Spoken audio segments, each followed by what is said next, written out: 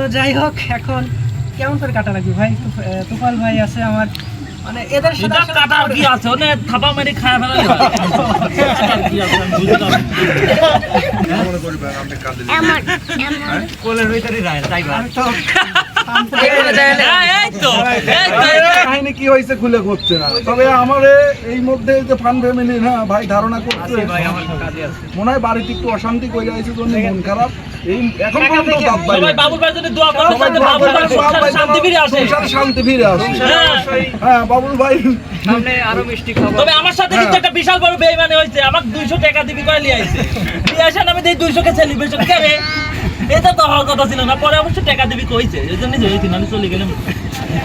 পরিশ্রম করলে যে তার ফল অবশ্যই পাওয়া যায় তারই এক জলজন্ত প্রমাণ চলনবিলের আড্ডা বাবুল ভাই। সেই শূন্য থেকে তার ডেডিকেশন দিয়ে হাঁটি হাঁটি পা পা করে আজকে তার 200 কে ফলোয়ার পূর্ণ হলো। এটা মোটেও সহজ কাজ ছিল না। নানা ধরনের জল্পনা কল্পনা, মানুষের কথা, আরো অনেক বাধা বিপত্তি পার করে কিন্তু এই পর্যন্ত আসতে হয়। আর বাবুল ভাই যে পরিমাণ পরিশ্রম করেছে এটা তার অবশ্যই প্রাপ্য ছিল। তো 2 লাখ ফলোয়ার উপলক্ষে ছোট একটি আয়োজন ছিল, কিন্তু আয়োজনটা ছিল অনেক আনন্দের এবং সুন্দর। তো সেখানে কিন্তু উপস্থিত ছিল আমাগাদা পরিবারও। আমাগাদা পরিবারের নাহিদ ভাই এবং তোফায়েল ভাই দুইজনে কিন্তু অনেক মজার মানুষ। তো কেক কাটার এক পর্যায়ে নাহিদ ভাই আমাকে বলতেছে, ভাই আপনাকে কাঁধে নিব, আপনি কি কিছু মনে করবেন? তো আমি বললাম যে ভাই আমাকে কোলের মধ্যেই রাখেন, কাঁধে নেওয়ার দরকার নাই। তো তারপরে কিন্তু নাহিদ ভাই আমাকে কাঁধে তুললো এবং আমরা সবাই মিলে অনেক মজা মাস্তি করলাম। মনে করবেন আপনি কাঁদে কোলের ভিতরে রায় টাইগার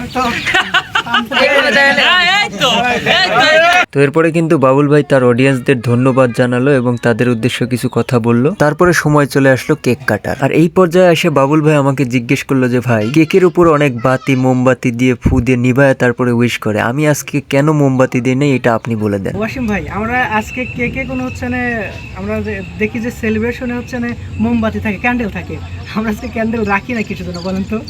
এর কারণ হচ্ছে বাতিটা যদি নিভায় দেয় তাহলে কি দাঁড়াইলো, যে বাতি নিভায় জীবনের বাতি একবারে নিভাই দিল।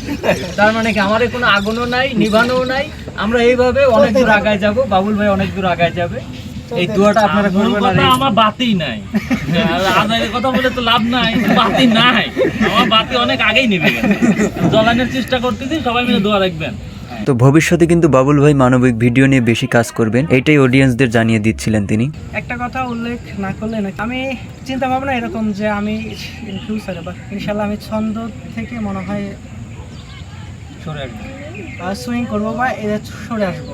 তো আমার মানবিকে যে আপনারা যে উদারতা, যে বাবুল ভাইকে এ পর্যন্ত আনার জন্য আপনারা অনেক ভালোবাসা দিয়েছেন। আশা করছি ভবিষ্যতে আপনারা এভাবে ভালোবাসা দিয়ে তার পাশে থাকবেন। তো বাবুল ভাই যেহেতু মানবিক ভিডিও করবে, সেখানে কিন্তু ভিডিওর মধ্যে কোনো হাসি থাকবে না তার মুখে, কিন্তু তার মুখের হাসি কিন্তু অনেকজনই পছন্দ করেন। তো সেই সম্পর্কে আমি কি বললাম সেটা শুনেন। আচ্ছা ভাই, আরেকটা কথা, আপনি যদি মানবিক ভিডিও করবেন, আমি তো কোনোদিন হাসতে পারবো না, তো মন খারাপ তাহলে আপনার এই হাসিটার কোনে পাবেন।